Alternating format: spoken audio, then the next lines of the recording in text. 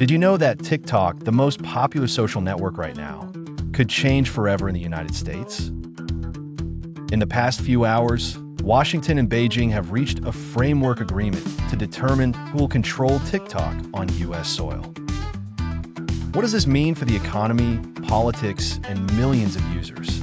Today, I'll tell you everything. TikTok, owned by the Chinese company ByteDance, has been under U.S. government scrutiny for years. Washington accuses the app of being a national security risk, with the possibility that user data could end up in the hands of the Chinese government. Since 2020, under Donald Trump, there have been attempts to ban the app or force its sale.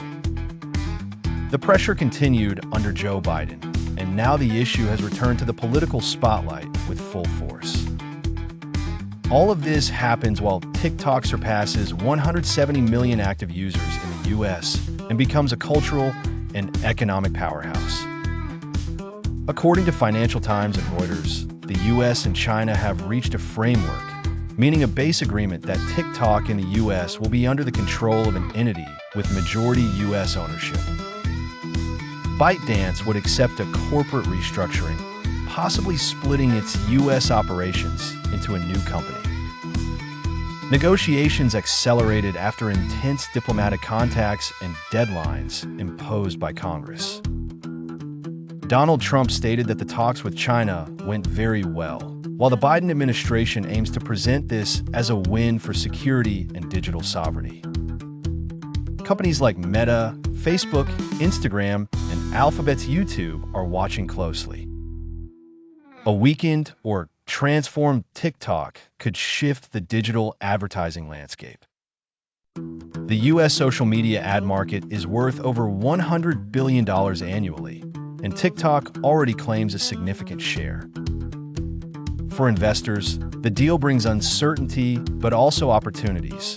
A new TikTok USA company could go public, attracting massive interest. Major funds like BlackRock or Sequoia may look to participate. If implemented, this would be a rare case of cooperation in an otherwise tense bilateral relationship marked by trade, technology, and geopolitical frictions. However, analysts warned that China might restrict the export of TikTok's recommendation algorithm, considered its crown jewel technology. For users, the 170 million Americans on TikTok probably won't notice immediate changes in the app.